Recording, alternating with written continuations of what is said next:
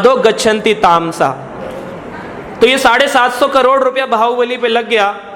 जो सच्चे बाहुबली हैं कृष्ण, उनके ऊपर कितना रुपया लगना चाहिए? आपने कहा उनसे ज़्यादा। तो सोचिए अगर 750 करोड़ रुपया मिल जाए इस्कॉन को, तो ऐसे जैसे द्वारका में 60-70 करोड़ 100 करोड़ का मंदिर बनेगा, ऐसे कितने मंदिर बन जाएंगे। और मंदिरों में आपके जैसे अनेकों लोगों को किसका ज्ञान दिया जाएगा? भगवत गीता का ज्ञान दिया जाएगा। एक कह रहे बाहुबली का ज्ञान दिया जाएगा, सच्चे बाहुबली का ज्ञान दिया जाएगा। आप सही हैं, सच्चे बाहुबली का ज्ञान दिया जाएगा। तो सच्चे बाहुबली जो हैं वो हैं कौन? कृष्ण। अच्छा, आपसे प्रश्न पूछते हैं, सच्चे बाहुबली कृष्ण हैं तो उन्होंने अपने जीवन में बाल लीलाओं में कितने राक्षसों का वध किया? सिर्फ बालपन की बात कर रहे हैं। 11 साल 56 दिन की उम्र में भगवान कृष्ण ने वृंदावन को त्याग करके मथुरा गमन किया, मथुरा चले गए। और मथुरा में 30 वर्ष की उम्र तक मथुरा में रहने के बाद में वहाँ से वो गमन किए द्वारका, सेक्टर 13 में आए भगवान।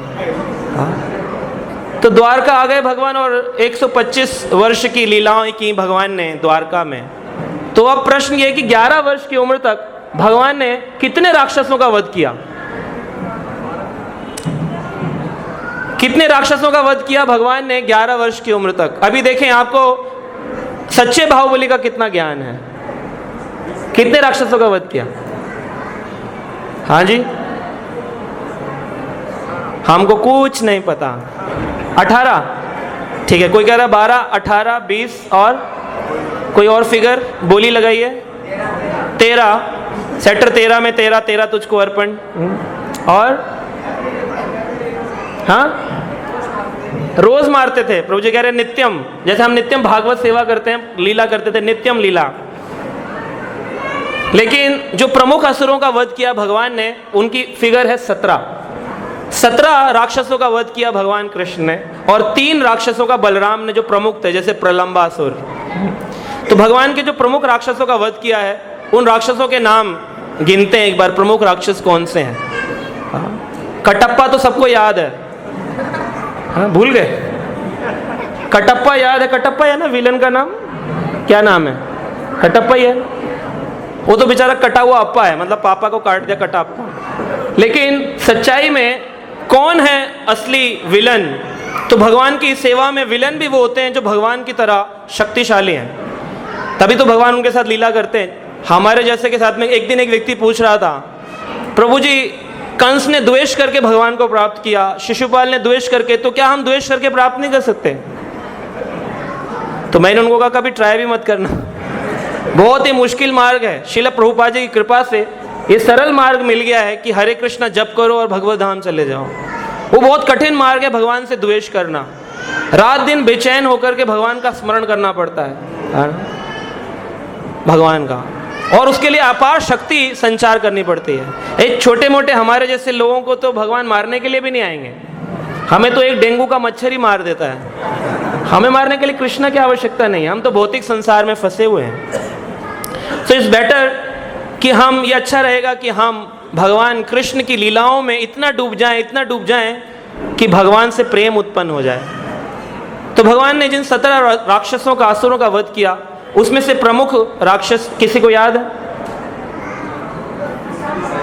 कंस। अच्छा, कंस तो बाल लीलाओं के बाद में वध किया। पूतना का वध किया। बकासुर, अघासुर, शक्टासुर, कालिया और 4, धेनुकासुर 5, तृणाव्रत 6, अरिष्टासुर 7, प्रलंबासुर को बलराम जी ने मारा है 7। हम 7 हैं। आगे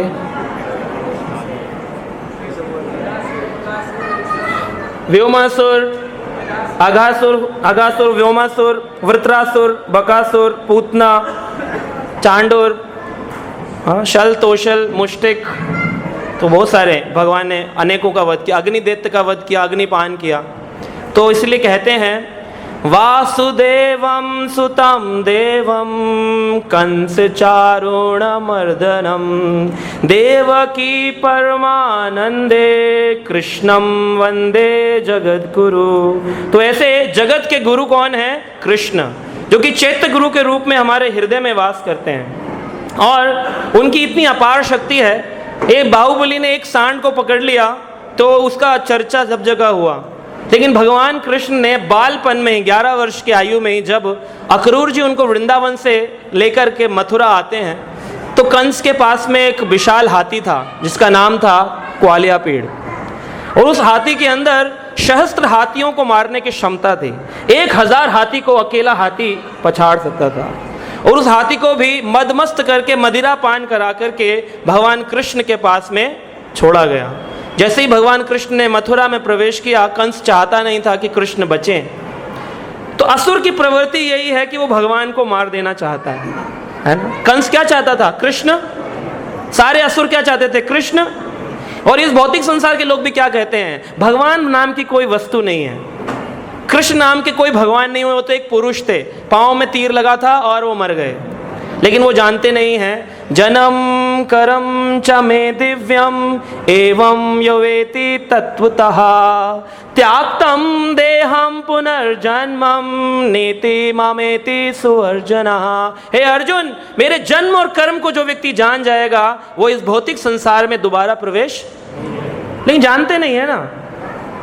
अवजानंती मां मूढ़ाम, जो मूर्ख व्यक्ति है वो मुझे जान ही नहीं पाएगा कभी भी, और वो हमेशा बहस करता रहेगा। आप कैसे बोल सकते हैं कृष्ण परम भगवान है? आप कैसे कह सकते हैं कृष्ण शक्तिशाली है? क्या शिव जी शक्तिशाली नहीं है? क्या दुर्गा जी शक्तिशाली नहीं है? क्या ये शक्तिशाली नहीं? क्या वो नहीं? कृष्णम वंदे जगत गुरु, सारे जगत के गुरु हैं कृष्ण, और उनकी सभी देवी देवता वंदना करते हैं। तो ऐसे ग्वालियापीड़ हाथी को भगवान कृष्ण ने कैसे पकड़कर मारा जानते हैं? जब बाहुबली ने एक सांड को पकड़ा तो कैसे पकड़ा? उसके मुंह की विकृतियां पूरी बदल गई थी। ऐसे पकड़ा कि बस बहुत शक्ति लगानी पड़ रही है ना। लेकिन भगवान कृष्ण ने कैसे पकड़ा? जब ग्वालियापीड़ हाथी उनके नजदीक आया तो भगवान पीछे हो गए और वो आगे की तरफ निकल गया चिंगाड़ता हुआ। और भगवान ने जैसे वृंदावन में ग्वाल बाल बनकर के गाय के बछड़े की पूंछ पकड़ते थे, ऐसे प्रेम पूर्वक उसकी पूंछ को पकड़ लिया और फिर उसको ऐसे करके घुमाया जैसे बच्चे गुब्बारा घुमाते हैं, और घुमाने के बाद में उसको 1000 चक्कर लगवा करके उसको छोड़ दिया। और छोड़ने के बाद में जब वो जमीन पर गिरा तो उसके प्राण चले गए। इतनी सरलता से कोई वध कर सकता है? और ना इसमें तो ऐसा दिखाना चाहिए था, अगर सच्चाई में, अगर आज टीवी सीरियल भी बनाएंगे ना तो उसको बड़ा ही ऐसा बना देते हैं, है ना, ढंग ढंग ढंग ढंग ढंग ढंग ढंग ढंग म्यूजिक आ रहा है, मर गया। वो तब ताली, वाह वाह वाह, कितनी शक्ति है।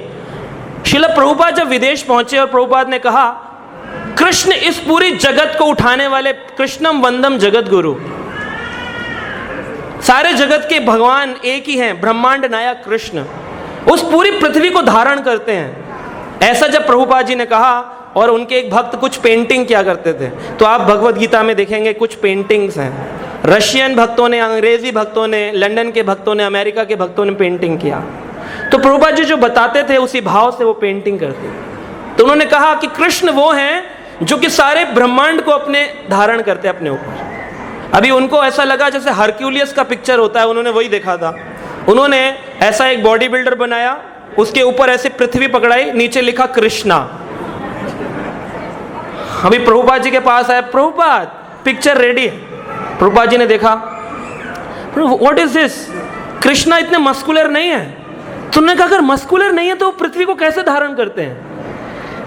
मतलब सबको यही लगता है कि अगर पृथ्वी को धारण करने की शक्ति चाहिए कृष्ण को तो उसके लिए क्या इंपॉर्टेंट है? बॉडी। लेकिन कृष्ण कैसे हैं? नव यौवन। नव यौवन होते हैं 11 वर्ष से 16 वर्ष की उम्र का जो व्यक्ति है। ऐसी उम्र की अवस्था में कृष्ण ग्वालियापीड़ हाथी का वध कर सकते हैं, गोवर्धन पर्वत को उठा सकते हैं। और मुंह की विकृति कैसी होती है? सदा मुस्कुराते रहते हैं, हमेशा आपकी दर्शन देते हैं, टेढ़ी टांग में खड़े रहते हैं। आप टेढ़े खड़े होकर दिखाइए कितनी देर खड़े रहेंगे? बैलेंस नहीं बनेगा, बन गया तो बहुत देर तक रह नहीं पाएंगे। लेकिन कृष्ण खड़े रहते हैं, और उनकी मुंह की विकृति कैसी रहती है? अवस्था मुस्कुराते हुए। तो इसलिए ये सच्चे बाहुबली हैं कृष्ण। और ऐसे कृष्ण जो हैं, जब वो अपना विष्णु अवतार लेते हैं तो सहस्त्र लक्ष्मियां उनके चरण दबाती हैं। आपके घर में दीपावली पर एक लक्ष्मी आ जाए उसके लिए प्रार्थना करते हैं, है ना, और लक्ष्मी का कुछ अंश प्रकट हो जाता है तो बड़े प्रसन्न होते हैं, हम पर लक्ष्मी जी की बड़ी कृपा है जी, बहुत ही कृपा है। लेकिन लक्ष्मी का एक और नाम है, क्या है? लक्ष्मी का एक और पर्यायवाची है नाम, क्या नाम है? हाँ जी, चंचला, बिल्कुल ठीक। तो चंचला लक्ष्मी कितने दिन तक रहने वाली है? किसी के पास में रहेंगी? अगर नारायण ना मिले तो चंचला लक्ष्मी ज्यादा दिन तक उस व्यक्ति के पास में रहने वाली नहीं है। तो लक्ष्मी सदा किसके साथ रहती हैं? नारायण के साथ में। तो इसलिए नारायण की भक्ति किए बगैर कोई व्यक्ति चाहे मुझे लक्ष्मी की कृपा मिल जाए तो ये बहुत ही मुश्किल है। लक्ष्मी जी अकेले आएंगे तो कौन से वाहन पे आएंगे? और उल्लू की तरह ही आपका पैसा बर्बाद हो जाता है। पूरे जीवन में बहुत करोड़पति होते हैं लेकिन जीवन के अंत में निर्धन होकर के मरते हुए बहुत लोगों को देखा है, आपने भी देखा होगा। नाम नहीं लेंगे कईयों के, तो अभी साक्षात उदाहरण अखबार में चल रहे हैं। हाँ, तो इस तरह से आप देख सकते हैं कि जीवन में अगर लक्ष्मी लक्ष्मी लक्ष्मी करेंगे तो कुछ नहीं होगा, लेकिन अगर ब्रह्मांड नायक कृष्ण या नारायण को भूल जाएंगे तो लक्ष्मी की कृपा ज़्यादा देर तक नहीं रहती। और सही मायने में लक्ष्मी की कृपा तभी मिलती है जब उसे नारायण की सेवा में लगाया जाए, है कि नहीं? रावण ने किसकी सेवा में लगाया था लक्ष्मी को? शी इज माइन, ये मेरी है, सीता जी मेरी हैं, लेकिन क्या थी उसकी? किसकी थी? तो आपके ऊपर निर्भर करता है कि आप एक सच्चे बाहुबली का एक मंदिर बनाएं यहाँ पर, और उस मंदिर को बनाने के लिए आप सब जुट जाएं और सब लाकर के अपनी लक्ष्मी और अपने पड़ोसियों की लक्ष्मी, ये ना सोचें अरे मैं कोई डोनेशन मांग कर ला रहा हूँ, बड़ी कृपा करी आपने मुझे दान दिया। अरे कृपा तो उस व्यक्ति के ऊपर है जो कि अपनी लक्ष्मी निकाल कर नारायण की सेवा में लगा रहा है। उसकी चंचला लक्ष्मी स्थिरा हो जाएगी, रुक जाएगी, लेकिन उसकी लक्ष्मी चंचला रहेगी जब तक वो कृष्ण की सेवा में, नारायण की सेवा में नहीं लगेगी। तो ऐसे जो नारायण है इनको कृष्ण को क्यों परम भगवान बोला जाता है? क्योंकि विष्णु पुराण के अंदर एक श्लोक है जिस श्लोक में भगवान शब्द की वर्णन किया गया है कि किसको भगवान बोल सकते हैं। क्या शिव को भगवान बोल सकते हैं? क्या दुर्गा को भगवान बोल सकते हैं? क्या गणेश को भगवान बोल सकते हैं? तो उसका वर्णन है, विष्णु पुराण वर्णन करता है कि अगर ये 6 गुण किसी में हो और वो भी पूर्ण मात्रा में 100%, तो उसको भगवान कह सकते हैं। क्या है वो?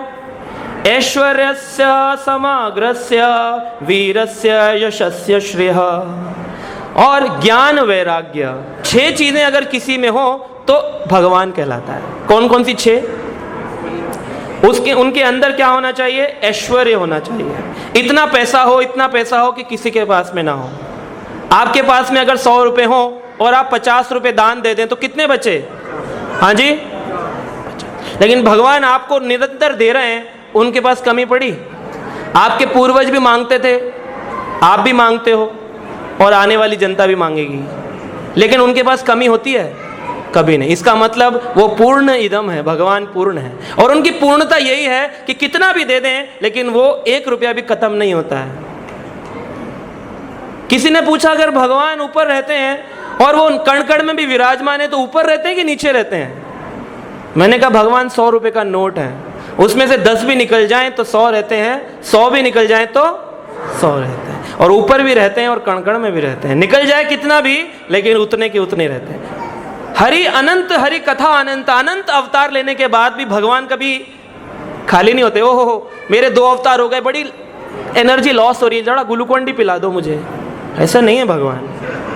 अनंत अवतार निकालने पर भी पूर्ण बनाए रखने की जो उनकी शक्ति है, पूर्णता, यही उनको भगवान बनाती है, सबसे ज्यादा शक्तिशाली बनाती है। ऐश्वर्य, और फिर क्या है? वीरता। भगवान के पास में बल, इतना बल है, आपने सुना कितनी छोटी उम्र में भगवान ने बड़े बड़े राक्षसों का वध कर दिया, और बिना शक्ति लगाए हुए ऐसे मस्ती मस्ती में मार देते थे, हंसते हंसते मार देते थे, मुस्कुराते मुस्कुराते। और हम देखते हैं कि जब हम लड़ाई झगड़ा करते हैं या एक छोटा सा वेट लिफ्टर वेट उठाता है तो उसके मुख की आकृति विकृति बन जाती है पूरी। इसका मतलब भगवान के पास जो शक्ति है, भगवान ने 7 दिन 7 रात तक गोवर्धन उठाया, जो आपको लगता है कि ये भगवान हो सकता है, हमारे ये गुरुजी भगवान हैं, हमारे ये भगवान हैं, उनसे बोलिए कि 7 दिन 7 रात तक एक 5 किलो का पत्थर उठाकर खड़े रहें। 7 दिन 7 रात छोड़िए, 7 घंटे तक 5 किलो का पत्थर उठाकर एक उंगली पर खड़े रहें, और साथ में मुस्कुराना भी है,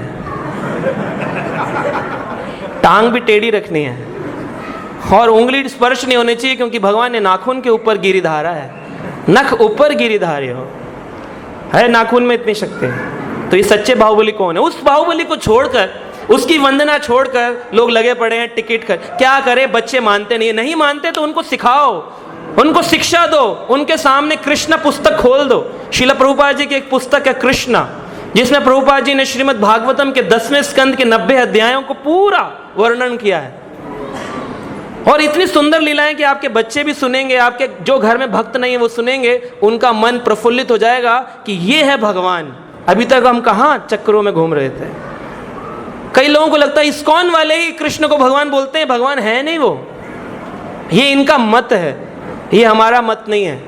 भगवान कहते हैं भगवत गीता में, मत परतरम ना अन्यत किश्चित अस्ति धनंजय। हे धनंजय, मुझसे ऊपर मत परतरम ना अन्यत, मुझसे ऊपर कुछ है ही नहीं। अब जब भगवान खुद ही बोल दिए, इसलिए वेद व्यास जी ने कहीं पर भी कृष्ण उवाच नहीं बोला। क्या बोला?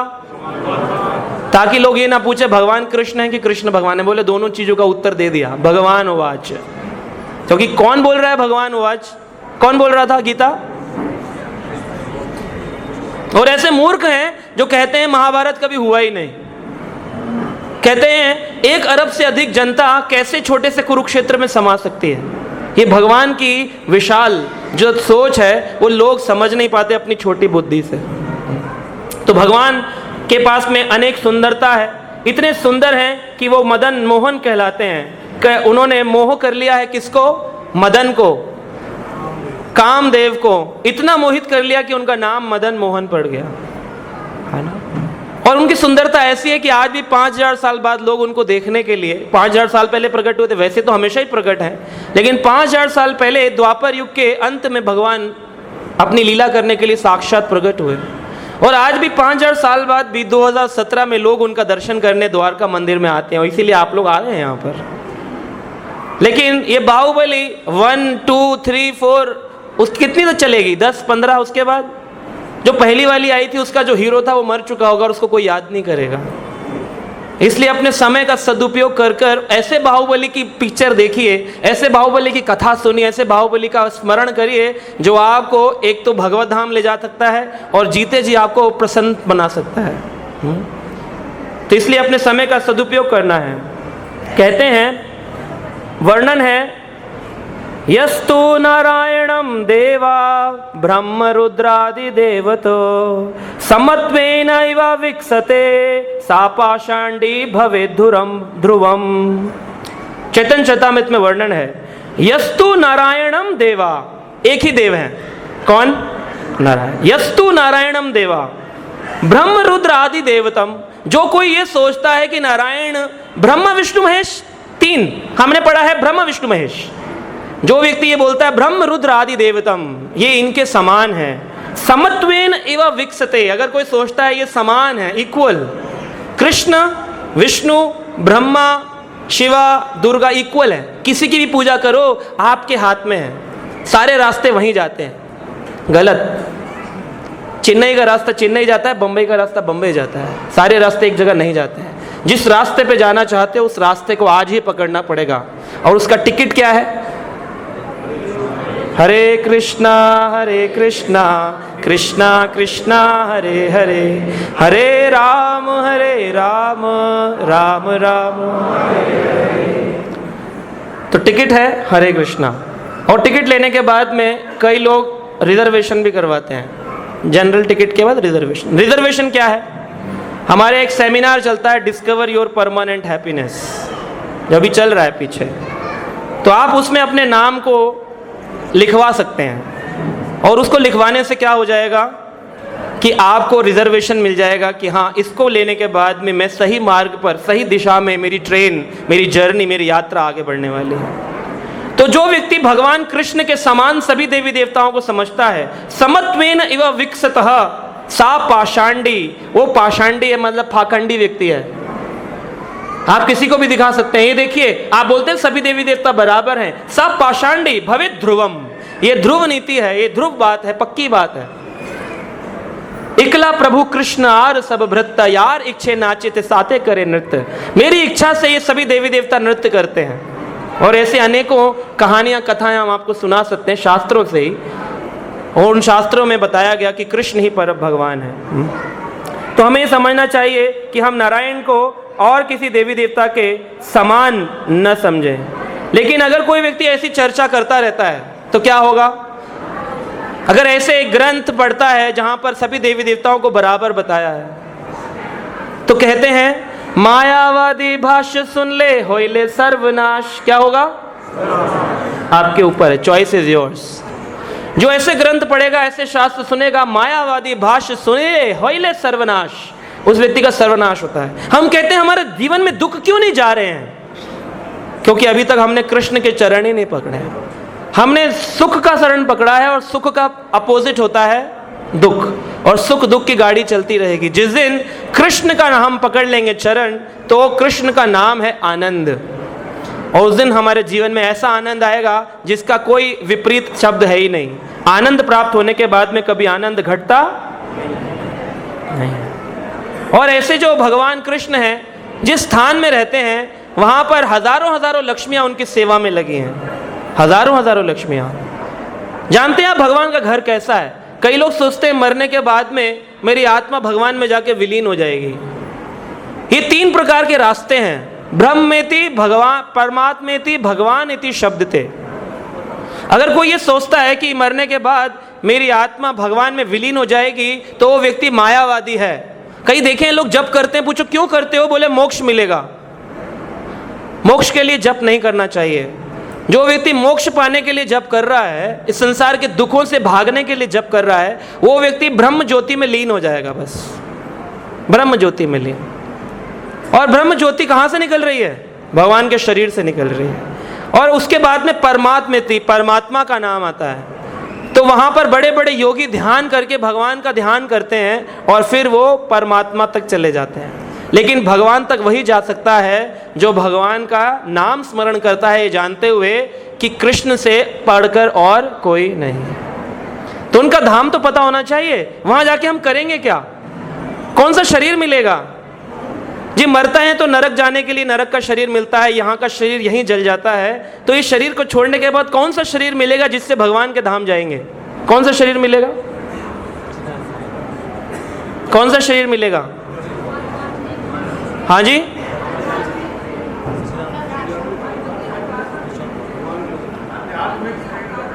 देखा है,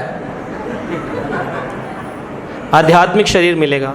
हमारी आत्मा सत चित और आनंद की बनी है। सत मतलब जो कभी मरती नहीं है, चित मतलब जिसमें सब कुछ ज्ञान है, और आनंद मतलब जो सदा आनंद में रहती है।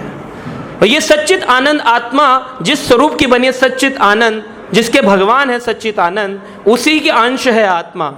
और ये आत्मा जब शरीर छोड़ती है, अगर इसने भजन किया हो, व्यक्ति ने कथा के दौरान उसने ध्यानपूर्वक कथा सुनी हो,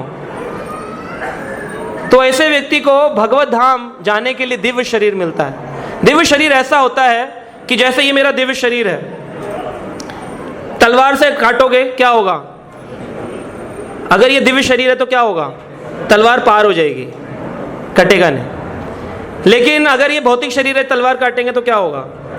खून निकलेगा, पीप निकलेगा, पस निकलेगा, मांस मज्जा जब बिखर जाएगा, मैं तड़पूंगा, दर्द होगा।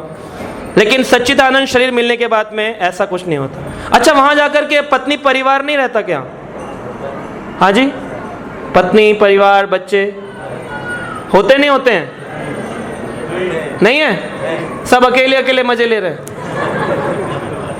अच्छा, तो मतलब फिर तो ब्रह्मचारी लोग ही जा पाएंगे वहां पे, गृहस्थ तो जा नहीं पाएंगे। वहां पर एज इट इज होता है जैसे यहाँ पर है। और पुरुषों को सुनकर तो अच्छा लगेगा, वहां पर स्त्रियां यहां से भी अधिक सुंदर होती है, और स्त्रियों को सुनकर अच्छा लगेगा, वहां पर पुरुष यहां से भी सुंदर होते हैं। वहां से शरीर से पसीना नहीं निकलता, पसीना नहीं निकलता वहां पे। ऐसे बाहुबली भगवान कृष्ण साक्षात विराजमान होते हैं, जो यहाँ आप उनका विग्रह स्वरूप देख रहे हैं, जो उन्हीं से बात करता है जिनके अंदर भाव होता है। जिनमें भाव नहीं उनसे विग्रह बात नहीं करता, उनके लिए वो पत्थर है, उनके लिए वो मेटल है। लेकिन जिनके अंदर भाव होता है उनसे विग्रह बात करता है, उनसे विग्रह चर्चा करता है, उनके प्रश्नों का उत्तर देता है, क्योंकि वो भगवान है। तो लोग सोचते हैं हम पत्थरों की पूजा करते हैं, तो हम पत्थर की पूजा नहीं करते, हम पत्थरों में भगवान की पूजा करते हैं। क्योंकि जहाँ आप बैठे हैं वहाँ भी पत्थर लगा है, लेकिन लोग दर्शन करने के लिए वहाँ खड़े हो गए हैं। अगर भगवान पत्थर में होता तो जहाँ बैठे हैं वहीं पर पत्थर में भगवान का दर्शन होता नहीं होता, क्योंकि वहाँ भगवान को प्राण प्रतिष्ठित किया गया है। उनसे आग्रह किया गया है, भगवान हम आपकी सेवा करेंगे, आपके लिए एक मंदिर बनाएंगे, आपका भोग लगाएंगे, आपकी आरती करेंगे, आप यहाँ पर विराजमान हो जाइए। तो भगवान आए कृपा करके, लेकिन उसी को दिखेंगे जो भाव से करेंगे। अब ये व्यक्ति जो भाव वाला व्यक्ति है, इसने अपना शरीर को त्याग दिया तो कहाँ जाएगा? भगवत धाम जाएगा, और वहां पर भगवान विग्रह स्वरूप में नहीं है, साक्षात स्वरूप में। अच्छा, तो वहां चले जाएंगे तो खाना पीना होगा नहीं होगा? कह रहे खाने की जरूरत नहीं होती है। हाँ, कामधेनु है। हाँ, कैसे खत्म है? अच्छा, भगवान का भोग नहीं लगाओगे? भगवान का भोग फिर वापस खाओगे नहीं प्रसाद रूप में? वहां अनादर करोगे जाके? किसको? भगवान को? आपको? सारी चीजें होती हैं लेकिन दिव्य स्तर पर होती हैं। भगवान भी, जब गुलाब जामुन भी है वो दिव्य है, उसको मल रूप में परिवर्तित नहीं किया जाता। गुलाब जामुन की भी तो इच्छा है, और भगवान यहाँ 56 भोग खा रहे हैं, तो क्या अपने धाम में 56 भोग नहीं खाएंगे? वहां तो 16,108 भोग खाएंगे भगवान का धाम है। और भगवान अपने धाम में गुलाब जामुन जो होता है उसकी भी सच्चिदानंद शरीर है, और गुलाब जामुन को मुंह में रखेंगे भगवान, तो गुलाब जामुन, जो आत्मा गुलाब जामुन का शरीर लिया है, क्योंकि मरते वक्त गुलाब जामुन का मन था, उसका था भक्त, लेकिन प्रसाद याद आ गया उसको। अभी गुलाब जामुन, अभी कोई बोलेगा अरे वाह मैं गुलाब जामुन बना, तुम गोपी बने, तुम मुझसे आगे मैं तुमसे पीछे, ऐसा नहीं है। वहां पर गाय बने, तोता बने, गुलाब जामुन बने, कोई भी कुछ बने, क्योंकि वहां भेदभाव की भावना नहीं है, क्योंकि सबका एक ही इच्छा है कृष्ण कैसे प्रसन्न हो। इसलिए वो एक दूसरे में हंसते नहीं है, हम लोग हंसते हैं क्योंकि हमारी इच्छा खाली कृष्ण प्रसन्नता की नहीं है। तो इसलिए वहां पर सब कुछ होता है, भूख भी लगती है, लेकिन वहां भूख जो है वो ऐसी नहीं है कि नहीं मिले तो हम मर जाएंगे, क्योंकि सच्चिदानंद शरीर है। तो भगवान का सम्मान करने के लिए भगवान के उच्चिष्ट को मधुमंगल मुंह में रखते हैं, लेकिन वो जो दाल का कण है वो भी दिव्य है, उनका जो पटका है भगवान का वो भी दिव्य है, उनका जो सिंहासन है वो भी दिव्य है। भगवान जहाँ चाहे वहाँ बैठ जाएं, सिंहासन अपने आप जाके भगवान यहाँ, ऐसा नहीं है कि भगवान वहाँ बैठ गए तो सिंहासन नहीं है। सिंहासन जड़ वस्तु यहाँ पड़ा हुआ है, हर वस्तु चेतन वस्तु है, हर वस्तु चलेगी। चिंतामणि प्रखर सद्मसु कल्प वृक्षा लक्षावृतेषु सुरभिरभिर पालयन्तं लक्ष्मी सहस्र संभ्रम सेव्यमानं गोविंदमादि पुरुषं तम् अहं भजामि, गोविंदमादि पुरुषं तम् अहं भजामि। ब्रह्मा जी कहते हैं मैं गोविंद का भजन करता हूं जिनका धाम चिंतामणि प्रखर सद्मसु कल्प वृक्षा, चिंतामणि का बना हुआ है। जैसी चिंतन करेंगे वैसी इच्छा पूर्ण हो जाएगी तुरंत। इसलिए वहां पर कैसे लोग रहते हैं? अनभिलाषिता शून्यम ज्ञान कर्मा अनावृतम। अनभिलाषिता शून्यम, ये भी अभिलाषा नहीं होनी चाहिए। आप कौन है? जी मैं भक्त हूं। ये भक्त हूं ये क्या है? एक डेजिग्नेशन है, ये डेजिग्नेशन है। जीवेरे स्वरूप होए कृष्णेर नित्य दास। मैं भक्त नहीं हूं, मैं दास हूं। तो भक्त समाज में तो बोल देते हैं हम दास हैं, दास दास। लेकिन जब आपसे भौतिक संसार का कोई आदमी पूछे, पार्किंग में, मेट्रो स्टेशन पे, मॉल में, कौन है जी आप? तिलक लगाया बड़ा, बाबा जी। क्या बोलते हैं आप? मैं एक डिवोटी हूँ, इस्कॉन भक्त हूँ। तो ये डेजिग्नेशन की जो है ठीक है, परिचय तक जब तक है तब तक अच्छा है, लेकिन परिचय से आगे जब बढ़ेगा तो ये दुखदाई बन जाएगा। क्योंकि कभी भी हम शरीर छोड़ सकते हैं और अंत काल में जैसा स्मरण करेंगे वैसा ही शरीर प्राप्त होगा। तो इसलिए दास भावना को बरकरार रखने के लिए इस्कॉन में सभी लोगों के नाम के पीछे दास लगा है। कई लोग बोलते हैं ये बंगाली कम्युनिटी है क्योंकि मायापुर से शुरू हुई, नदिया से, इसलिए सबको टाइटल नेम दास देते हैं। ऐसा नहीं है। दास का मतलब है हम सब भगवान के नित्य दास। तो दास क्यों बनाता है भगवान? क्यों जरूरत थी भगवान को दास बनाने की? वो बाहुबली हैं, शक्तिशाली है, रहते अपने संसार में, हम उनके दास क्यों बनाया भगवान ने हमको? ऊपर वाले क्या तेरे मन में समाई, तूने काहे को दुनिया बनाई। मालूम है क्यों बनाई? गाने वाला जो था वो मर गया, बनाने वाला भी मर गया, गाना बनाने वाला। लेकिन जिन्होंने बनाई उसका उत्तर नहीं मिला। क्यों? क्योंकि उस समय सेमिनार नहीं होता था, डिस्कवर योर परमानेंट हैप्पीनेस। तो जो लोग सेमिनार नहीं करेंगे, क्लास नहीं सुनेंगे, भगवत गीता की क्लास में खड़े हुए इस टाइम, तो सुनना चाहिए सभी व्यक्ति को कि कितना गुह्यतम ज्ञान है ये। इतना सरल नहीं है भगवान को समझ जाना। एक डॉक्टर बनने के लिए व्यक्ति को कितने साल, एक डॉक्टर है कितने साल लगते हैं प्रभु जी? बस नर्सरी क्लास से डॉक्टर मतलब धीरा पैदा होते डॉक्टर 5 साल, 27 साल लग गए डॉक्टर बनने के लिए। और भक्त बनने के लिए, दास बनने के लिए कितने वर्ष लगेंगे? हाँ जी, कितने वर्ष लगेंगे? माता जी कितने वर्ष लगेंगे? 40। बहुनां जन्म जन्मनान्ते ज्ञानवान माम प्रपद्यन्ते वासुदेवम सर्वमिति सा महात्मा सुदुर्लभम। ऐसा महात्मा सुदुर्लभ, दुर्लभ नहीं, सुदुर्लभ, मुश्किल से मिलेगा जो कहता है वासुदेवम सर्वमिति। हर जगह वासुदेव है। जन्म जन्मानंते, बहुत जन्म गुजर जाने के बाद में कोई भाग्यशाली होता है जो इस्कॉन के संडे लव फीस्ट में कथा सुनने पहुंच पाता है। हर एक व्यक्ति को ना, आपका पड़ोसी को बोले चल यार थोड़ा स्कूटर खराब है, रिपेयरिंग कराना, संडे का दिन है, वर्कशॉप जाना है और दुका कारीगर नहीं मिलता है, कार रिपेयरिंग करानी है। बहुनान जन्म जन्मांते ज्ञानवान माम प्रपद्यन्ते। ज्ञानवान तो आप जो बैठे हैं कौन है? सारे ज्ञानवान। तो इस ज्ञान को सही तरीके से लीजिए कि कृष्ण ही परम भगवान है। इस चीज को अपने जीवन में उतारिए। आप देखिए भगवान का एक रूप है बाहुबली का, जो इतना खतरनाक रूप है, इतना खतरनाक रूप है बाहुबली का कि ऐसा रूप आज तक किसी ने देखा ही नहीं होगा। देखा है? कौन सा रूप है बाहुबली का? हाँ जी, वो उधर ये भीड़ थोड़ा सा भक्तों की हटे तो आप देख सकते हैं वहां फोटो लगा, नरसिंह भगवान। ऐसे बाहुबली कि उन्होंने हिरण्याकश्यप का तो ऐसा बुरा हाल किया, ऐसा बुरा हाल किया, उसका कचूमर निकाल के रख दिया। कैसा कचूमर निकाला जानते हैं? तव कर कमल वरे नखाम अद्भुत श्रृंगाम दलिता हिरण्याकशिपु तानु भृंगाम केशव धृता नरहरि रूपा जय जगदीश हरे, जय जगदीश हरे, स्वामी जय जगदीश हरे। तव कर कमल वरे। कमल कैसे हाथ है? कैसे हाथ हैं?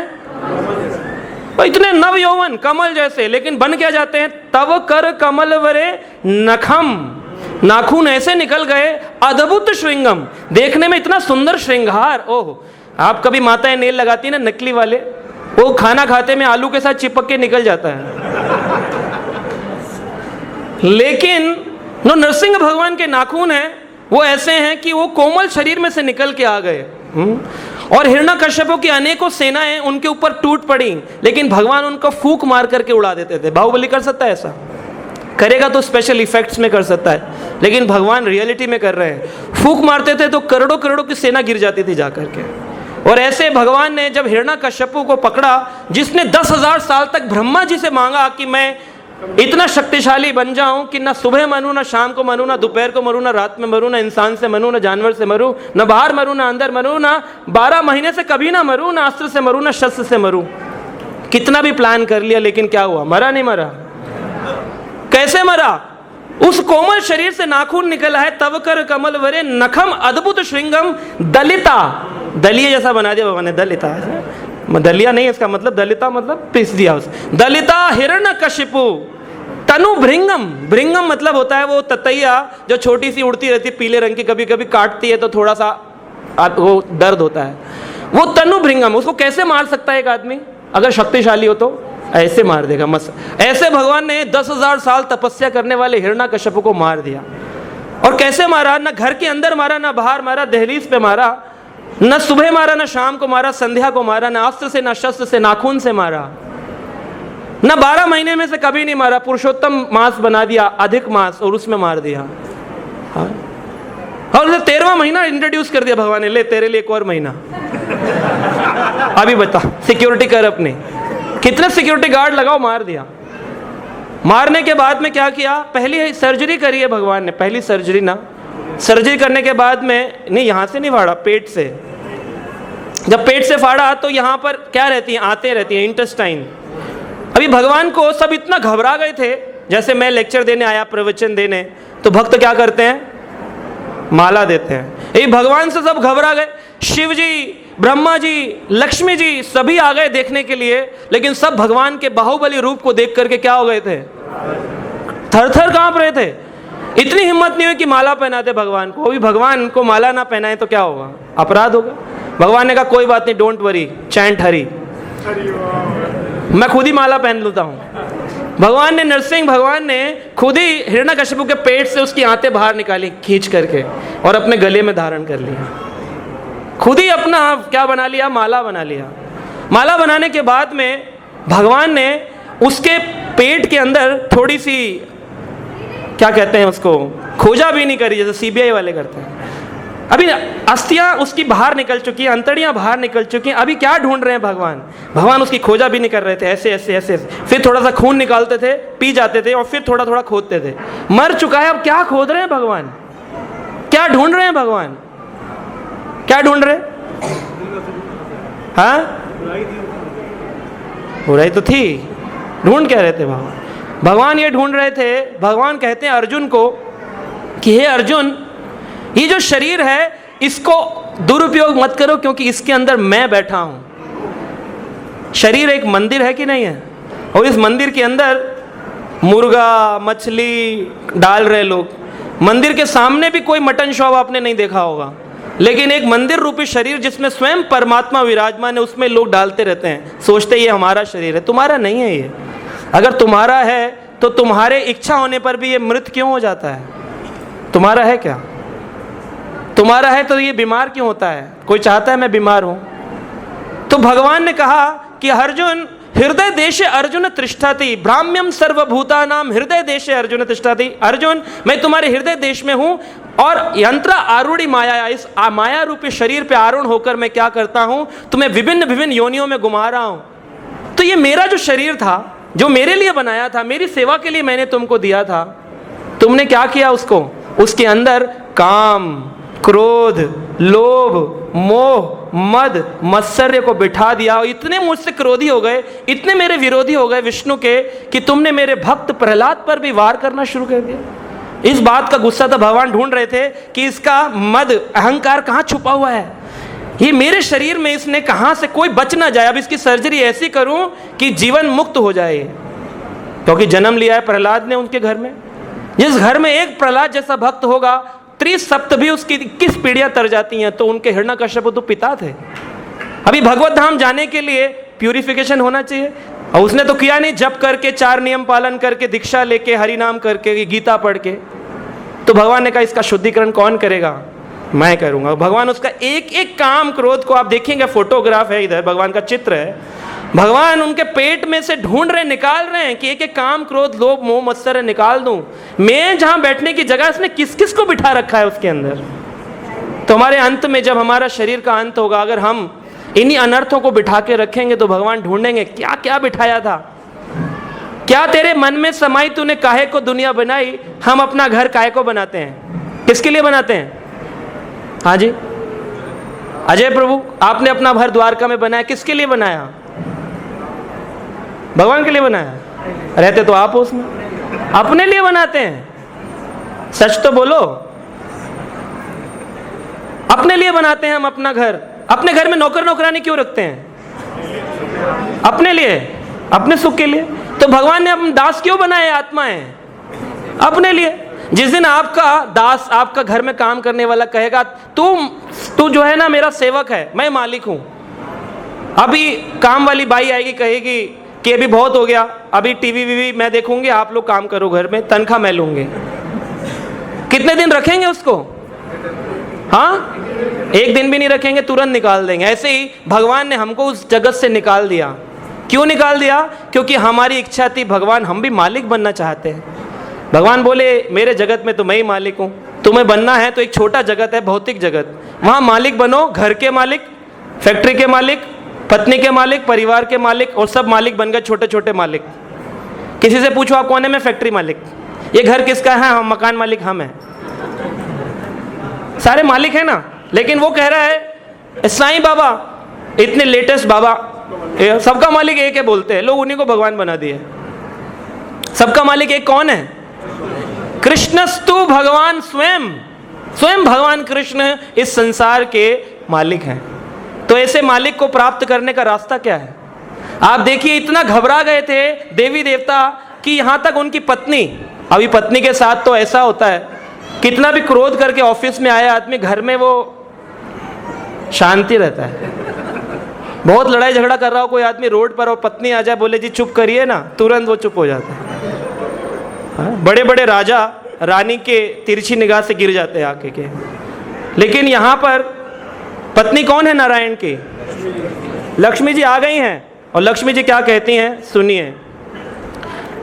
साक्षात् श्री प्रेषिता देवी दृष्टा तम महत् अद्भुतम अष्टाम अश्रुता पूर्वतात् सा ना उप्या शंकितः।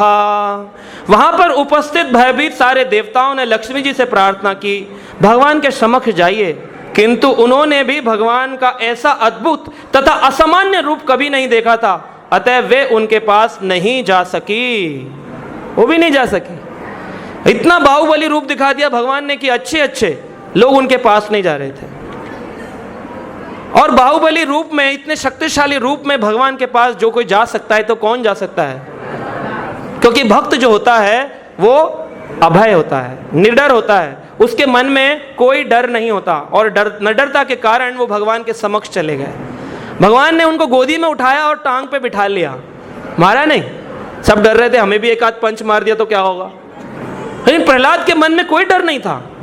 भगवान ने प्रहलाद को बिठाया और जो खून पीने वाले भगवान थे उन्होंने अपनी लंबी जिह्वा से प्रहलाद को चाटना शुरू करा। चाटता कौन है? गाय जब अपने बच्चे को जन्म देती है तब वात्सल्य प्रेम में भगवान ने उनको चाटा। इतना चाटा, बोले कोई मन में इच्छा हो तो बताओ प्रहलाद, तुमने बहुत कष्ट झेले मेरे कारण। मैं ये चाहता था कि एक बार मैं ऐसी सीमा ला दूं कष्टों की कि लोग भी कहें कि इतने कष्ट पाता है भक्त। इसलिए भगवान सरलता से प्रकट नहीं होते, क्योंकि एक है ना भगवान का भाई, हीरो भी कब आता है? जब हीरोइन को कोई विलन उठा के ले जाएगा तब हीरो नहीं आता। पूरा डिस्टेंस ट्रेवल करने के बाद में जब वो उस इलाके में बंद फैक्ट्री में पहुंच जाएगी, जब वहां पर सारे गुंडे पहुंच जाएंगे तब हीरो की एंट्री। तो सारे कष्टों के बाद में जब हीरो आता है ना सही में, तब भगवान भी उसी तरह से, ये सारे गुण भगवान से तो आ रहे हैं लोगों के अंदर, ज्ञान, तो भगवान भी वैसे ही प्रकट होते हैं। और लोग बोलते हैं कृष्ण के भक्तों को बड़ा कष्ट पहुंचता है, तो भगवान चाहते हैं पहले कष्ट दिखाएं और उसके बाद कहते हैं अब मैं आया, अब देखो क्या मजा आएगा। प्रहलाद से कहा तुमने बहुत कष्ट मेरे कारण भोगे, अपने पिता के द्वारा, असुरों के द्वारा, षंड अमर के द्वारा, बोलो कोई इच्छा है? कहा प्रभु एक ही इच्छा बची है। क्या? कि आपसे आज ये प्रार्थना करूं कि मेरे जीवन से इच्छाएं समाप्त हो जाएं। क्या समाप्त हो जाएं? इच्छाएं। ऐसा एक भक्त ही बोल सकता है। आपको अगर मौका मिल जाए तो क्या करेंगे? कहेंगे 5 मिनट दीजिए, पत्नी से पूछ के लिस्ट बना के आता।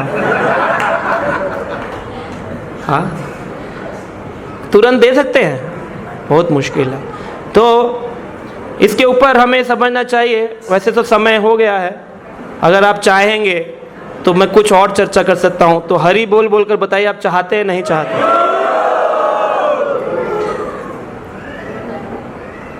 तो वैसे भगवान को प्रहलाद जैसा भक्त बनने के लिए, जिसको बाहुबली रूप में भगवान आने के बाद भी चाटे, तो क्या करना पड़ेगा?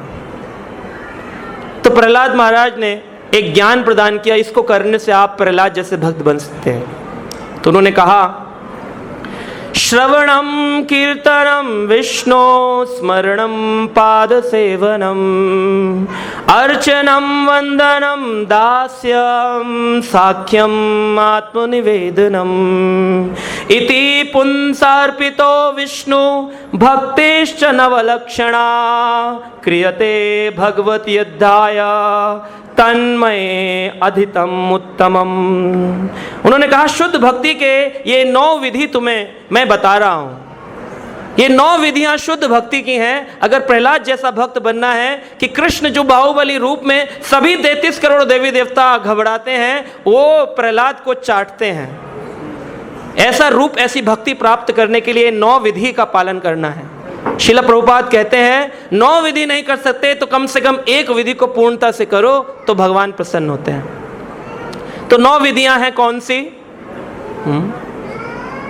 पुंस अर्पिताम विष्णु, सब कुछ विष्णु के चरणों में अर्पित करना है, सब कृष्ण के चरणों में। जो कुछ भी आपका है वो भगवान के चरणों के लिए बना है। पहली विधि है श्रवणम, क्या करना है? सुनना है। कैसे सुनना है? कैसे सुनना है? भक्तों से सुनना है। क्या सुनना है? मंदिर में क्या क्या रोशनी चल रही हैं, क्या सुनना है? भगवान की लीला, और फिर हमारा हो जाए कैरेक्टर ढीला। भगवान की लीलाओं को परंपरागत भक्तों से सुनना है। भगवान का पवित्र नाम श्रवण करना है। और कहते हैं श्रीमद् भागवत के पाठ को सर्वाधिक महत्वपूर्ण बताया गया है। ये ऐसी विधि है जिसमें सभी दिव्य रस प्रकट होते हैं। हमारे कान के अंदर एक रस है, जिस रस के कारण हमको गंदी चीजें सुनना ज्यादा अच्छा लगता है। अगर भजन होगा तो 15 मिनट तक सुन सकते हैं, 20 मिनट सुन पाएंगे, लेकिन एक फिल्मी गाना होगा तो भजन की आवाज धीरे करके ऑटोमेटिकली उस पर हमारा मन चला जाता है। ये एक अभक्त का लक्षण है। लेकिन जो भक्त है उसको दिव्य रस प्रकट हो जाने पर, कर्ण रस प्रकट हो जाने पर सिर्फ सुनाई देता है। तो क्या सुनाई देता है? हरे कृष्णा कृष्णा कृष्णा हरे हरे, हरे राम। अगर कोई भाग्यशाली भक्त आपके जीवन में ना मिले, द्वारका में ना रहता हो, जो कथा सुनने मंदिर नहीं आ सकता, आपका रिश्तेदार हो, वो व्यक्ति कैसे श्रवण विधि को पूर्ण करेगा? तो कहा है कि अगर सुन नहीं सकता तो जोर जोर से किस पुस्तकों को, ग्रंथों को पढ़े, शास्त्रों को पढ़े, गीता को पढ़े और उसको अपने कानों से सुने। हरे कृष्ण महामंत्र को अपने मुंह से बोले और कानों से। ऐसा करने पर क्या होगा? उसकी श्रवण विधि की पूर्णता आएगी। श्रवण विधि के आचार्य कौन है? किसने श्रवण कर कर भगवान को प्राप्त किया? खाली श्रवण करके? परीक्षित महाराज। परीक्षित महाराज ने 7 दिन 7 रातों तक लगातार भगवान की कथा का श्रवण किया। 7 दिन 7 रात कथा सुनने के बीच में चौथा दिन जब आया, आप कथा सुनते 1 घंटे 8 से 9, 9 के बाद में सबका प्रसाद की तरफ मुंह घूमने लग जाएगा। हाँ, परीक्षित महाराज ने श्रवण किया 7 दिन 7 रात तक, 24 घंटे। चौथे दिन सुखदेव गोस्वामी, स्पीकर, प्रवक्ता, खुद ही बोले, परीक्षित आपको प्यास तो नहीं लगी, कुछ लेंगे? कहा कंटिन्यू, चालू रखिए। जो ये रस मिल रहा है ना, अब तो उससे भूख भी बंद हो गई है और प्यास भी बंद हो गई।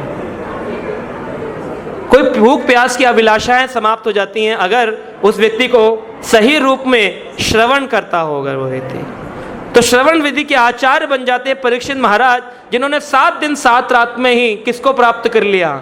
भगवान को। 7 दिन जब समाप्त हुए, 7 दिन समाप्त होने पर उनको श्राप के अनुसार तक्षक नाग ने डसना था। तक्षक नाग आया, उनको डसा और उनका शरीर, भौतिक शरीर छोड़ करके उन्होंने दिव्य शरीर, जिसकी अभी हमने चर्चा करी, सबके सामने देखते देखते वैकुंठ के विमान में आरूढ़ होकर भगवत धाम को चले गए। इसलिए वो आचार्य बन गए श्रवण विधि के। श्रवण के बाद आता है कीर्तन। सुनेंगे नहीं तो बोलेंगे क्या? तो पहले सुनना पड़ता है। अभी जो लोग बाहुबली पिक्चर देख के आए वो लोग दूसरे का टिकट खराब करते हैं, अरे मैं बताऊं क्या था पिक्चर में। तो आज जो लोग यहां से श्रवण करके जाएं, आपको भी सबको क्या करना चाहिए। यहां एक मंदिर का निर्माण हो रहा है जहां पर अभी यहां 600 भक्त बैठे हैं। बड़ा मंदिर बनेगा, बड़ा हॉल होगा तो 6000 10,000 लोग बैठ सकते हैं। तो फिर वहां पर अनेकों लोगों का जीवन बदल सकता है। तो ऐसे तब होगा जब आप क्या करेंगे, कीर्तन। कीर्तन करने का मतलब खाली हरिनाम कीर्तन, म्यूजिकल कीर्तन नहीं। कीर्तन मतलब भगवान की लीलाओं का विस्तार करना, भगवान की लीलाओं के बारे में वर्णन करना, मंदिर के बारे में, मंदिर के भगवान के भक्तों के बारे में गुणगान गाने को ही कीर्तन कहते हैं। तो ये कीर्तन के आचार्य कौन बन गए, कीर्तन के आचार्य कौन बन गए, हाँ, जिन्होंने खाली बोल करके भगवान को प्राप्त किया। हाँ, हरिदास ठाकुर तो नाम के आचार्य हैं, हरि नाम जपा उन्होंने रोज 132 माल। सुखदेव गोस्वामी कीर्तन के आचार्य हैं। क्यों कीर्तन के, इसलिए क्योंकि उन्होंने श्रीमद् भागवत को 7 दिन 7 रात तक कॉन्टिन्यूसली बोला। हम 1 घंटे बाद जरूरत पड़ती है, पानी का ग्लास इधर होता है, और उन्होंने भावुकता से 18,000 श्लोकों का वर्णन किया। सुनने वाला तो परीक्षित थे, सुनाने वाले सुखदेव थे। ना यहाँ परीक्षित है ना यहाँ सुखदेव है, तो इसलिए 1 घंटे में क्लास पूरा हो जाता है। सुखदेव तो फिर भी प्रयास कर सकता है, लेकिन परीक्षित तैयार नहीं यहाँ पर। तो इसलिए यहाँ पर बताया गया है कि हमें प्रचार कार्य करते वक्त कई प्रकार के अपराधों से बचना चाहिए। तो ये बहुत बड़ा एक विस्तार का विषय, किसी और दिन चर्चा करेंगे। अभी मैं इसको संक्षिप्त में वर्णन करता हूँ। स्मरण, कीर्तनम के बाद में स्मरण। जो व्यक्ति श्रवण करेगा और भगवान के बारे में निरंतर बोलेगा, वो प्रहलाद की तरह हमेशा क्या करेगा, स्मरण करेगा। उसको स्मरण ये नहीं होगा कि बाहुबली का क्या नाम है, उसको स्मरण होगा कि कृष्ण परम भगवान है। स्मरण के आचार्य कौन बन गए, हाँ जी, प्रहलाद महाराज। निरंतर भगवान का स्मरण किया, और ऐसा स्मरण किया कि जब सांपों के बीच में छोड़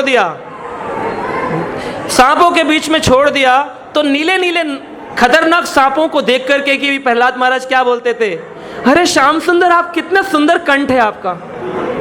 मतलब सांप डसने के लिए आ रहा है और ये क्या बोल रहे हैं, श्याम सुंदर। हैं हम ऐसे कि हमको पत्ता देख करके वृंदावन याद आ जाए, कूड़े का पहाड़ देखकर वृंदावन याद आ जाए, गोवर्धन याद आ जाए। ऐसा होता है। वैसे मेरे साथ में एक बार हुआ था, मैं प्रहलाद जैसा नहीं हूं, लेकिन एक बार ऐसा हुआ था। यहाँ से गुजर रहे थे, जब कुरुक्षेत्र के लिए जाते हैं तो दिल्ली का जब मोड़ आता है तो वहाँ एक पहाड़ है। तो जब मैं पहली बार वहाँ से मुड़ा तो मुझे लगा देखने में कि यह गोवर्धन पर्वत है, हाँ, करनाल बाईपास। तो वो गोवर्धन जैसा दिखाई देता है। तो भक्त को ऐसा होना चाहिए, छोटा सा कोई पर्वत देखे तो उसको स्मरण हो, रही है तो गोवर्धन। जैसे आपको अपने बच्चे की चप्पल देख के पता चलता है, अरे ये तो मेरे बच्चे की है, स्मरण आता है तुरंत देखते ही। ऐसे ही तुरंत कृष्ण संबंधित वस्तु देखकर, तदीय वस्तु देखकर के कृष्ण का स्मरण हो तो सही मायने में स्मरण हमारा सही चल रहा है। लेकिन स्मरण की स्थिति तब आएगी जब श्रवण की स्थिति ठीक हो, कीर्तन की स्थिति। श्रवणम कीर्तनम स्मरणम, आगे पाद सेवनम। तो भगवान के चरणों की सेवा। तो कई लोग सोचते हैं भगवान के चरणों की सेवा का मतलब है भगवान की मूर्ति के चरणों को दबाओ। तो कई लोग जब यात्रा निकलती है तो भगवान के चरण पकड़ पकड़ के दबाते हैं, कह रहे ये होगी पाद सेवनम। वो पाद सेवन के आचार्य कौन है, लक्ष्मी जी। सदा भगवान विष्णु के पद चरण दबाती रहती हैं। लेकिन सही तरीका क्या है, भगवान के दर्शन करने मात्र को भी किसमें बोला जाता है, ये आपके लिए आज एक नया ज्ञान। दर्शन करने से आप पाद सेवन विधि का पालन करते हैं। जब आप भगवान का स्पर्श करते हैं, पुजारी, वो भी पाद सेवन होता है। मंदिर की परिक्रमा करना भी पाद सेवन विधि है। लोग बोलते हैं ना, क्यों परिक्रमा करते हैं आपके यहाँ हिंदुओं में, आपकी वैष्णवों में ये परिक्रमा 3-4 बार घूमते हैं, ताकि हमारे केंद्र बिंदु कृष्ण रहे हमारे जीवन के। और परिक्रमा करने से हम भगवान की पाद सेवनम विधि से उनकी पूजा करते हैं। जगन्नाथपुरी, द्वारका, रामेश्वरम, बद्रीनाथ, ऐसे धामों में, वृंदावन जाने से यात्रा जो करते हैं, लेकिन कैसे? अकेले नहीं, किसी सीनियर डिवोटी के साथ, एक वरिष्ठ भक्त के साथ कथाओं का श्रवण कीर्तन करते हुए, तो उस यात्रा को पद सेवनम विधि के अंदर बताया है। गंगा यमुना का स्नान जो करता है वो भी भगवान के चरणों से निकलने वाली गंगा नदी है, उसको बोलते हैं विष्णुपदी। उस विष्णुपदी को स्पर्श करना भी, उसमें स्नान करना भी पाद सेवनम विधि के अंदर आता है। तो जो व्यक्ति पाद सेवनम विधि का पालन करता है उससे भी भगवान प्रसन्न होते हैं। लेकिन ये विधि कृष्ण प्रसन्नता के लिए होनी चाहिए। गंगा में जाकर स्नान करें ताकि मेरे पाप खत्म हो जाएं और मैं लौटकर क्या करूं? पाप करूं, तो वो ठीक विधि नहीं है। पाद सेवनम विधि में गंगा में घुसने से पहले मंत्र उच्चारण किया जाता है, प्रणाम किया जाता है, पुष्प अर्पित किए जाते हैं और थोड़ा सा जल लेके सिर पे छिड़का जाता है और गंगा से प्रार्थना की जाती है, यमुना से प्रार्थना की जाती है, क्या मैं आपके जल में प्रवेश करूं? हे कृष्ण, हे विष्णु, आपके चरण से निकलने वाली गंगा नदी को मैं आज स्पर्श कर रहा हूं, आपकी पाद सेवनम विधि से सेवा कर रहा हूं। फिर थोड़ा सा गंगा जल अपने ऊपर डालकर पाद सेवन विधि पूर्ण करके प्रणाम करते हुए बाहर। ऐसे करते, हर की पौड़ी में कूद जाते, छप छप छप छप, हर हर गंगे, हर हर गंगे। आप पाप धोकर आ गए जी, पाप धोकर आ गए। फिर करेंगे कुंजर स्नान। हाथी का स्नान कैसा है कि पहले वो स्नान करता है, बाहर आकर मिट्टी को सूंड से भरता है, फुर्र सिर पे डाल देता है, पाउडर छिड़कता है ना, टेल्कम पाउडर गर्मियों में, डर्मिकूल। तो ऐसा नहीं स्नान करना है, पाद सेवनम विधि को सही रूप से करना है। अर्चनम, अर्चनम का मतलब है भगवान की अर्चना करना। अर्चना मतलब भगवान को आरती, भगवान के आरती उतारना, भगवान को अगरबत्ती जैसे आप देखते हैं, तो इस आरती होते हुए को देखने को भी कहा गया है? अर्चनम विधि कहा गया है। और इस अर्चनम विधि के आचार्य कौन है? पृथु महाराज। पृथु महाराज है। हाँ, वैसे आपने कहा अम्बरीश महाराज भी एक उदाहरण है, क्योंकि अम्बरीश महाराज एक ऐसे थे जिनके घर का जो स्वयं मंदिर था, यहाँ पर ऐसा वर्णन भी है भागवतम में, मैं कुछ भी अपनी इच्छा से नहीं बोल रहा हूं, आचा विग्रह की पूजा के लिए कभी वेतन भोगी ब्राह्मण नहीं होना चाहिए। आपके घर में आप सोचें कि हम किसी को पैसा देकर ब्राह्मण पूजा करा लेंगे तो वो पूजा लगेगी नहीं। हमको अपनी पूजा खुद ही करनी चाहिए और उसको करने के लिए ज्ञान होना चाहिए। ज्ञान होने के लिए भागवत पढ़ना पड़ेगा, भागवत पढ़ने के लिए इस्कॉन आना पड़ेगा, इस्कॉन आने के लिए भक्त से जुड़ना पड़ेगा, भक्त से जुड़ने के लिए सेमिनार करना पड़ेगा। सेमिनार का क्या नाम है? Discover your permanent happiness. Seminar करने मात्र से आप भक्त से जुड़ेंगे, भक्त से जुड़ेंगे भागवत पढ़ेंगे, भागवत पढ़ेंगे ज्ञान आएगा, ज्ञान आएगा, फिर आप उस विधि का पालन खुद करें। यहाँ लिखा है वेतन भोगी ब्राह्मण से कभी अपने घर की पूजा न कराएं। जो व्यक्ति कठिन कमाई की पूंजी भगवान की सेवा में नहीं लगाता, जो व्यक्ति कठिन कमाई की पूंजी को भगवान की सेवा में नहीं लगाता, ये भागवत में लिखा है, वो व्यक्ति महाकंजूस कंजूस कहलाता। महा मैंने ऐड किया है, महाकंजूस कहलाता है। और वो कभी अर्चनम विधि को पूर्ण नहीं कर पाएगा। तो अर्चना कैसे करनी चाहिए? इसीलिए आप देखते हैं कई लोग आरती करने के बाद में उसमें कुछ दक्षिणा डालते हैं। तो अर्चनम विधि यही है कि हम आरती देखने आए हैं तो कुछ भगवान के चरणों में अर्पित करके जाएं। किसी के घर जाते हैं तो कुछ लेके जाते हैं कि नहीं? हैप्पी बर्थडे टू यू, हरे कृष्णा, आपके घर आए थे, मिठाई लाए, या आपके घर कोई आता है तो आप उसको देते हैं। ऐसे भगवान के मंदिर में आते हैं, इतना कृपा बरसती है भगवान की, और फिर उनको कुछ दिए बगैर चले जाएं। कुछ देना चाहिए हमेशा, यथा योग्य यथा शक्ति। यथा शक्ति का मतलब ये नहीं पर्स में हाथ डालें फिर वो वाला नोट निकालें जो 3 जगह से फट गया है, वो यथा शक्ति नहीं है, वो कंजूसी है। यथा शक्ति होता है कि अगर आपका पुत्र बोले पापा आइसक्रीम खानी है तो कौन सा नोट निकालेंगे? हाँ, सबसे बढ़िया 500 वाला, बेटा मदर डेयरी वाली ले ले, ब्रिक। लेकिन यहाँ भगवान के मंदिर में ब्रिक लगनी हो तो हम फटा नोट देंगे। तो ऐसा नहीं। अर्चनम विधि पूर्ण करने का तरीका है भगवान की सेवा में जो कुछ भी है वो सब कुछ अर्पित करना, जैसे पृथु महाराज ने अर्पित किया। हम देखते हैं इसमें लिखा है समानता ग्रस्त के बच्चे होते हैं और ग्रस्त की पत्नियां भी होती हैं।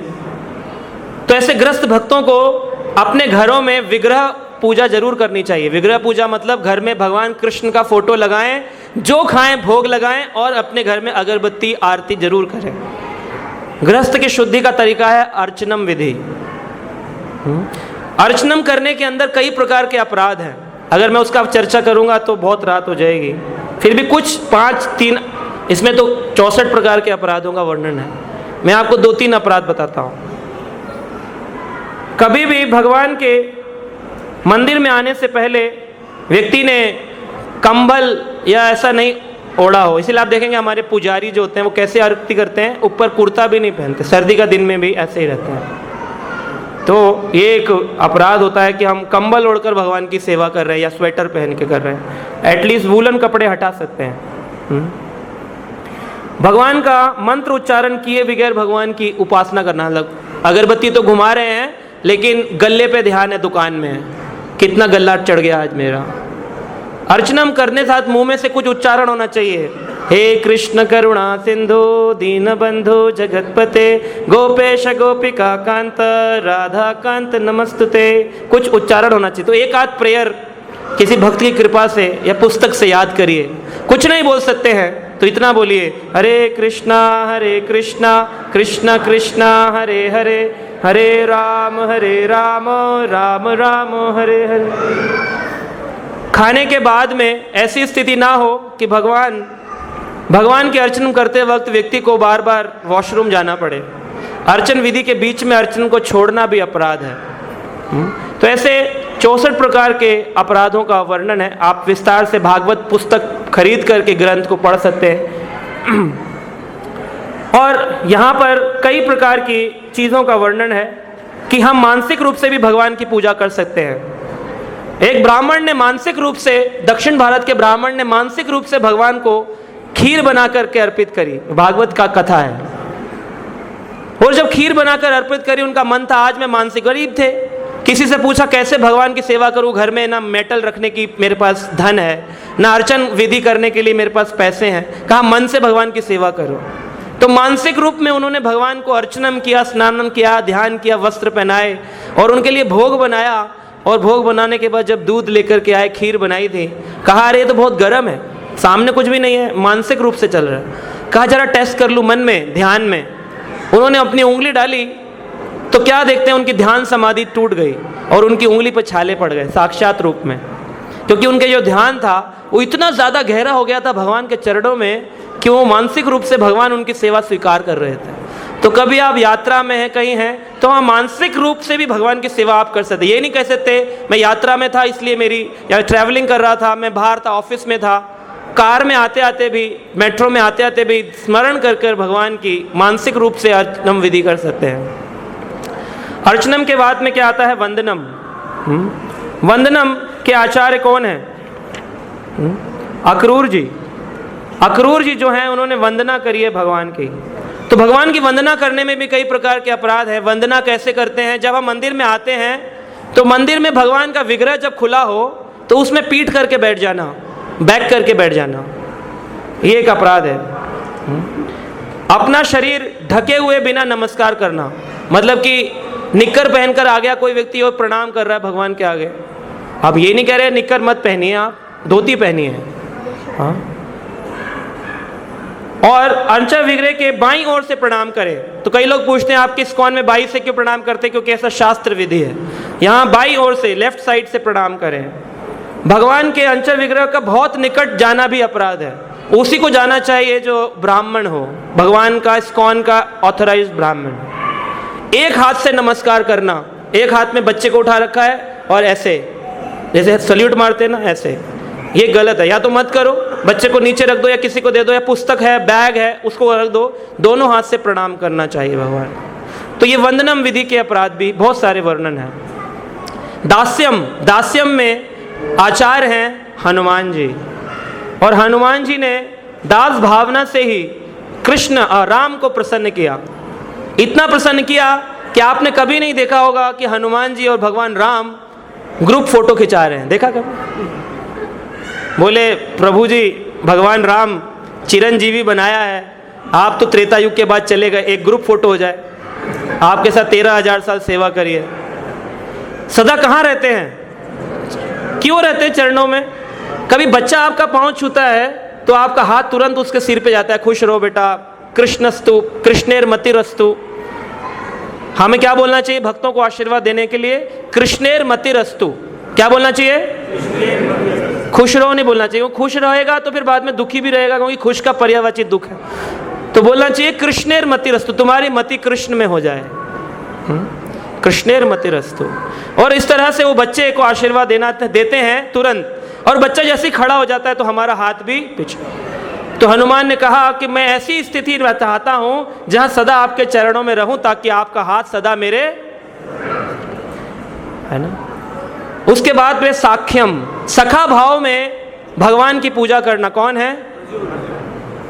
ऐसी स्थिति उत्पन्न कर ली अर्जुन ने कि भगवान को लात मार के कहते हैं, भगवान राइट चलो, लेफ्ट चलो, और जहां रोकना होता है बस रुक जाओ। जरासंध सामने आ गया है, देखो सामने दुर्योधन आ गया है, तो भगवान के पीठ पर पांव लगाते हैं तो भगवान ब्रेक मार देते हैं। इतनी पीड़ा ब्रह्मांड नायक किसके लिए सह रहे हैं? क्योंकि साख्य भाव से, आपको सुनकर के अच्छा लगेगा, श्रील प्रभुपाद ने लिखा है साख्य भाव की सच्ची सेवा क्या है। अभी आप बोलेंगे हम अर्जुन तो बन नहीं सकते, भगवान का सखा बनना मुश्किल है।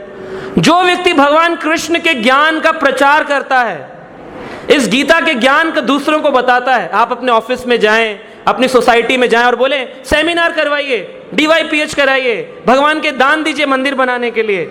जो व्यक्ति इस तरह से भगवान कृष्ण का प्रचार करता है वो साख्य विधि से भगवान की सेवा करता है, साख्य विधि से भगवान। तो आप भगवान के सखा बन सकते हैं अगर आप भगवान का प्रचार करेंगे, क्योंकि सखा ही दूसरे का प्रचार करता है। भाई दोस्ती तो करेगा, मेरा दोस्त बहुत अच्छा है, तो ये सखा भावना है हम प्रचार जब करते हैं। आत्मनिवेदनम आखिरी विधि है। बलि महाराज, बिल्कुल ठीक, बलि महाराज ने वामन अवतार लिए, ब्राह्मण भगवान जब आए 2.5 फुट के छोटे से बोने, उन्होंने 3 पग भूमि मांगी थी, और उन्होंने बलि महाराज ने 3 पग भूमि उनको दे भी दी। 2 पग में उन्होंने, एक पग में ऊपर और एक पग में नीचे जब पूर्ण कर लिया, तीसरा पग बोले पैर कहाँ रखूं? तो बलि महाराज ने कहा मेरा मस्तक अभी खाली है भगवान, मैं झूठा नहीं हूं, मेरा वादा सच्चा है। उन्होंने अपना आत्मनिवेदन मतलब अपना पूर्ण समर्पित भगवान को कर दिया। तो हम हैं क्या तैयार आत्मनिवेदनम के लिए?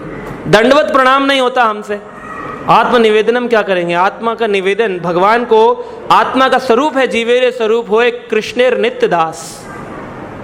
हम सब इस कथा को सुनने के बाद में प्रण लें कि आजीवन काल तक इस कृष्ण भावना भवित केंद्र को बनाने में, चलाने में अपने जीवन का लगा देंगे पूरा, तब आत्मनिवेदन है ना। लोग बोलेंगे अरे टाइम वेस्ट कर रहे हो यार, अपने जीवन को एंजॉय करो, एंजॉय। उसको बोलना चाहिए मैं आत्मनिवेदन कर रहा हूं भगवान को।